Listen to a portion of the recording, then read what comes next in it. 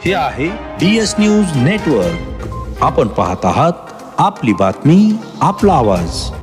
नमस्कार, मी दिनकर शिंदे. आपण पाहता DS न्यूज. तुमचं मत माझं मत मध्ये आपलं स्वागत. मित्रांनो, आपण DS न्यूजला सबस्क्राईब केलं नसेल तर अवश्य सबस्क्राईब करा आणि आवडलेले विषय आवडलेले व्हिडिओ आपल्याला निश्चितपणे या ठिकाणी आम्हाला समजण्यासाठी लाईक आणि कॉमेंट्स आपण त्याला जरूर करा ही विनंती करतो. आणि एक नवीन विषय नवीन मुद्दा घेऊन आपल्यासमोर आलोय. तो म्हणजे असा की महाराष्ट्रातल्या सत्ता संघर्षामध्ये अनेक गटतट अनेक पक्ष कुणासोबत जात आहेत हे सगळं आपल्याला दिसतंय. परंतु आणखीन एक घटना या महाराष्ट्राच्या राजकारणामध्ये घडू पाहते आणि ती म्हणजे राष्ट्रवादी काँग्रेसची फूट झाली, शिवसेनेची फूट झाली. अगदी त्याच पद्धतीनं राष्ट्रीय काँग्रेसचा एक गट हा पुन्हा एकदा भाजपसोबत जाणार असल्याची विश्वसनीय माहिती आपल्यापर्यंत पोहोचली आहे. आणि हा नेमका गट कोणता आहे, यांना महाराष्ट्राच्या राजकारणात काय पडसाद होईल आणि भाजपला काँग्रेसच्या या गटाची आज गरज का पडली, याविषयी आपण या चर्चासत्रामध्ये आपण चर्चा करणार आहोत.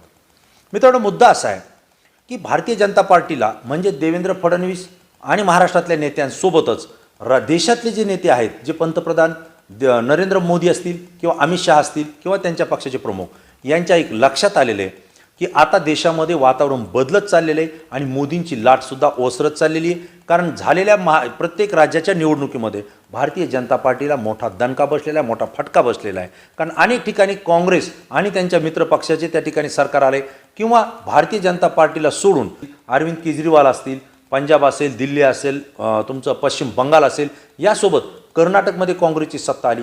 अशा वेगवेगळ्या राज्यांमध्ये त्या ठिकाणच्या प्रादेशिक पक्षांची सत्ता येते. त्या ठिकाणचा मतदार हा भाजपला नाकारतोय. म्हणजे राज्याच्या निवडणुकीमध्ये जर भाजपला नाकारला असेल तर निश्चितच येणाऱ्या काळात होणाऱ्या लोकसभेच्या निवडणुकीसुद्धा भारतीय जनता पार्टीला हा मतदार नाकारणार आहे, हे या ठिकाणातून सारांश आणि स्पष्ट आपल्याला दिसतंय. जर असं झालं तर मग देशामध्ये नरेंद्र मोदी यांची सत्ता राहणार नाही, परिणामी भाजप हा सत्तेत राहणार नाही. आणि जर अशा पद्धतीच्या घडामोडी झाल्या तर येणारा काळ भारतीय जनता पार्टीच्या नेत्यांसाठी अत्यंत अवघड, कठीण आणि परीक्षेचा राहणार आहे, हे आपल्याला सांगायला या ठिकाणी काही फरक पडत नाही. कारण आपण स्पष्टपणे ते सांगू शकतो. कारण तितका त्रास भारतीय जनता पार्टीच्या नेत्यानं इतर पक्षाच्या नेत्यांना दिलेला आहे. उद्या ते जर सत्तेत आले तर 100% ते सुद्धा त्याच पद्धतीनं काम करून भारतीय जनता पार्टीच्या नेत्यांना सुद्धा आदल घडवतील. अशा पद्धतीचं वातावरण उभ्या देशामध्ये आपल्याला पाहायला मिळतंय. आणि याच पार्श्वभूमीवर भाजपचे वरिष्ठ नेते या ठिकाणी पेटून उठलेत, मोर्चेबांधणी करतायत. कारण सगळे विरोधी पक्ष एकवटलेत, त्यांच्या बैठकावर बैठक होत आहेत आणि देशामध्ये भाजपला पर्याय देण्यासाठी ते त्या ठिकाणी प्रयत्नशील आहेत. अशा स्थितीत जास्तीत जास्त लोकसभेच्या जागा आपल्या कशा निवडून आणायच्या यासाठी भारतीय जनता पार्टीनं कोणत्याही पद्धतीनं तन मन धन लावून, तत्त्व सोडून कोणाशीही तडजोड करण्याचा आणि त्या ठिकाणी युती आघाडी करण्याचा निर्णय घेतलेला आहे. त्याचं चित्र महाराष्ट्रामध्ये स्पष्टपणे आपल्याला दिसतंय. जे जम्मू काश्मीरमध्ये केलं होतं त्याही पुढे जाऊन महाराष्ट्रामध्ये भाजपने केलेलं आहे. ते म्हणजे शिवसेनेचा एकनाथ शिंदे गट फोडला आहे, राष्ट्रवादी शरद पवारांचा अजित पवारांचाही गट फोडला आहे. आणि एवढ्यावर आता भाजपचं महाराष्ट्रात समाधान झालेलं नाही. आणि म्हणूनच की काय, ते काँग्रेसचा सुद्धा एक गट फोडण्याच्या तयारीत आहेत आणि तो गट लवकरच भाजपसोबत पुन्हा सत्तेत सहभागी झालेला आपल्याला दिसेल, असं या ठिकाणी आपल्याला धाडसानं म्हणावं लागतंय. त्याचं कारण असं आहे की महाराष्ट्रामध्ये लोकसभेच्या 48 जागा आहेत. उत्तर प्रदेशच्या नंतर महाराष्ट्रात खासदारकीच्या जास्त जागा आहेत आणि त्याच्यावर आपलं प्रभुत्व, आपलं प्राबल्य राहिलं पाहिजे यासाठी भाजप प्रयत्न करत आहे. आणि भाजपच्या एक लक्षात आलं आहे की आपण महाराष्ट्रामध्ये अनेक मतदारसंघामध्ये आपले आमदार निवडून आलेत. 106 आमदार भाजपचे. त्या ठिकाणी लोकसभा निवडणुकीमध्ये आपलेच खासदार निवडून येतील. कारण भाजपचे खासदारसुद्धा या ठिकाणी मोठ्या संख्येनं गेल्या पंचवार्षिकमध्ये निवडून आले होते. भाजपला त्या जागा आपल्या राखायच्या आहेत. पण त्यासोबत मित्रपक्ष असलेला उद्धव ठाकरे यांची शिवसेना फुटून गेली होती. त्यामुळे त्यांचे 19 खासदार होते. ते खासदार आपल्याला कमी पडत होते. त्यासोबत काँग्रेस आणि राष्ट्रवादीचे काही खासदार आलेत, त्याही जागा आपल्याला कमी पडत होत्या. आणि अशा स्थितीत आपले खासदार वाढवायचे कसे, हा प्रश्न भाजपसमोर होता. आणि म्हणून हे तडजोडीचं राजकारण महाराष्ट्रात सुरू झाले. त्यांनी उद्धव ठाकरे यांना सोडून एकनाथ शिंदे यांच्यासोबत महाराष्ट्रामध्ये सत्ता स्थापन केली. आणि एकनाथ शिंदे गटाच्या ज्या जागा शिवसेनेच्या होत्या त्या ठिकाणी एकनाथ शिंदे गट हा शिवसेनेचे उमेदवार म्हणून त्या ठिकाणी ते उभा राहणार आहेत. म्हणजे भाजपला शिवसेनेचे खासदार मिळतील असा एक डाव त्यामागे आहे. दुसरा, राष्ट्रवादी काँग्रेस शरद पवारचे काही खासदार आले होते, परंतु शरद पवार भाजपसोबत येत नाहीत हे लक्षात आल्यानंतर अजित पवार आणि त्या राष्ट्रवादी काँग्रेसचे जे कोणी तत्सम ताकदीचे नेते आहेत, जे लोकसभेमध्ये प्रभाव टाकू शकतात, अशा नेत्यांना त्यांनी आपल्यासोबत घेतलंय आणि सत्तेत सहभागी करून घेतलंय. म्हणजेच येणाऱ्या काळात राष्ट्रवादीच्या लोकसभेच्या येणाऱ्या ज्या जागा आहेत त्यावर सुद्धा भारतीय जनता पार्टीचा हक्क राहील, त्यांचा मित्रपक्ष म्हणून ते सोबत राहतील. आता राहिला प्रश्न कुठं, तर काँग्रेसचे असे काही खासदार आहेत की जे स्वतःच्या ताकदीवर आणि काँग्रेसच्या ध्येय धोरणावर ती मंडळी निवडून येतात. मग मोदींची लाट असली तरी काँग्रेसचे ते खासदार त्या जिल्ह्यामध्ये ते निवडून येतात. आणि म्हणून काँग्रेसचे निवडून येणारे जे खासदार असतील किंवा लोकसभेवर प्रभाव टाकणारे जे नेते असतील ते जर आता भाजपसोबत आले तर मग काँग्रेसचं सुद्धा त्या ठिकाणी खच्चीकरण होईल आणि भारतीय जनता पार्टीचे खासदार अधिक वाढतील. यासाठी सगळ्या हालचाली महाराष्ट्रामध्ये सुरू आहेत.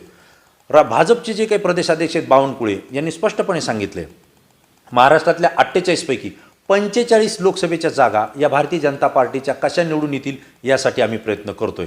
आता ते भाजपचे म्हणतायत, मित्रपक्षासोबत म्हणत नाहीत. हा यामागं अंडरलाईन करणारं एक वाक्य आहे. मित्रांनो, असं जर असेल तर काँग्रेसचा एक गट कोणता आपल्यासोबत येईल यासाठी भाजप गेल्या अनेक महिन्यांपासून या ठिकाणी प्रयत्न करत आहे. तसं जर पाहिलं तर उद्धव ठाकरे यांच्यासोबत शिवसेनेमध्ये जे काही नेते होते त्यांच्यावर भ्रष्टाचाराचे आरोप होते, त्यांच्या चौकशा सुरू होत्या, ईडीच्या कारवाईसुद्धा त्यांच्यावर झाली होती. तेच नेत्यांचा गट फुटला आणि भाजपसोबत आलेला आहे. तशाच पद्धतीनं राष्ट्रवादी काँग्रेसच्या शरद पवार यांच्यासोबत असलेला एक गट ज्यांच्यावर ईडीच्या कारवाया होत्या, सीबीआयच्या धाडी पडल्या होत्या, इन्कम टॅक्सच्या धाडी पडल्या होत्या आणि त्यांच्यावर चौकशीचा सिसेमेरा लागलेला होता, त्यातले काही जण जेलमध्ये जाण्याच्या सुद्धा अगदी उंबरठ्यावर आले होते. अशाच नेत्यांना पुन्हा भारतीय जनता पार्टीने आपल्याला गळाला लावलं आणि सत्तेत सहभागी करून त्यांना आपल्यासोबत घेतलेले तो गटसुद्धा फुटलेला आहे. तशाच पद्धतीनं काँग्रेसमध्ये सुद्धा काही नेते आहेत, त्यांच्याही चौकशा सुरू आहेत, त्यांच्याही मागं ईडी आणि सीबीआय त्यासोबतच इन्कम टॅक्सचा सिसेमेरा लागलेला आहे. कोणत्याही वेळी त्यांच्यावर कारवाई होऊ शकते असं भाजपनं वातावरण निर्माण केलेलं आहे. त्यामुळे त्यांनी जर भाजपसोबत गेले नाही तर उद्या ते सुद्धा जेलमध्ये जातील असा त्यांच्यापर्यंत संदेश भाजपच्या नेत्यांनी पोहोचवलेला आहे. विशेष म्हणजे ज्यावेळेस काँग्रेसचा गट फुटणार अशी बातमी येते त्यावेळेस सगळ्यांचं लक्ष नांदेडकडे जातं. नांदेडकडे यासाठी जातं की त्या ठिकाणी काँग्रेसचे नेते आणि महाराष्ट्राचे माजी मुख्यमंत्री अशोकराव चव्हाण हा त्यांचा मतदारसंघ आहे. अशोकराव चव्हाण हे ज्यावेळेस मुख्यमंत्री होते त्यावेळेस आदर्श इमारतीचा घोटाळा झाला आणि आदर्श इमारतीचा घोटाळा महाराष्ट्रभर एवढा गाजला की शेवटी अशोकराव चव्हाण यांना आपल्या पदाचा राजीनामा द्यावा लागला आणि घरी बसावं लागलं. त्या ठिकाणी दुसऱ्यांना त्या ठिकाणी संधी मिळाली. म्हणजेच याचा अर्थ असा की अशोकराव चव्हाण यांच्यावर चौकशीची टांगती तलवार सुरू आहे. अशोकराव चव्हाण हे काँग्रेसमध्ये एक प्राबल्य असलेले नेते, त्यांच्यासोबत अनेक नेते संपर्कात असतात. त्यामुळं भारतीय जनता पार्टीसोबत काँग्रेसचा एक गट जाणार म्हटलं की सगळ्याच्या नजरा नांदेडकडे अशोकराव चव्हाण यांच्याकडे जातात. त्यांनी सातत्यानं सांगितलंय मी कुठेही जाणार नाही, हे आपल्याला या ठिकाणी प्रामुख्याने सांगावं लागतं. परंतु मित्रांनो, याला दुजोरा असा मिळतोय की नुकतेच अपक्ष आमदार असलेले बच्चू कडू यांनी सातत्यानं सांगितलंय की राष्ट्रवादी काँग्रेस आणि शिवसेना फुटून भाजपसोबत आली, कदाचित काही दिवसानं काँग्रेसचा एक गट हा भाजपसोबत येऊ शकतोय आणि त्यानंतरच मंत्रिमंडळाचा विस्तार होईल असं त्यांनी स्पष्टपणे सांगितलं. जे बच्चू कडू आज एकनाथ शिंदे यांच्यासोबत सत्तेत सहभागी आहेत. दुसरं, गुलाबराव पाटील जे शिवसेनेचे नेते आहेत, एकनाथराव शिंदेसोबत आहेत आणि ते महाराष्ट्राचे मंत्री म्हणून काम पाहत आहेत, त्यांनी सुद्धा सांगितलं की लवकरच काँग्रेसचा एक गट हा पुन्हा आमच्यासोबत येतोय आणि काँग्रेस उभी फुटणार आहे. त्यांनी सुद्धा तसे संकेत त्या पद्धतीनं आपल्याला दिलेले आहेत. दुसरी गोष्ट अशी आहे की अब्दुल सत्तार हे शिवसेनेचे नेते आहेत, ते महाराष्ट्र सरकारमध्ये मंत्री आहेत. एकेकाळी अब्दुल सत्तार हे काँग्रेसचे होते आणि अशोकराव चव्हाण हे त्यांचे गुरु आहेत.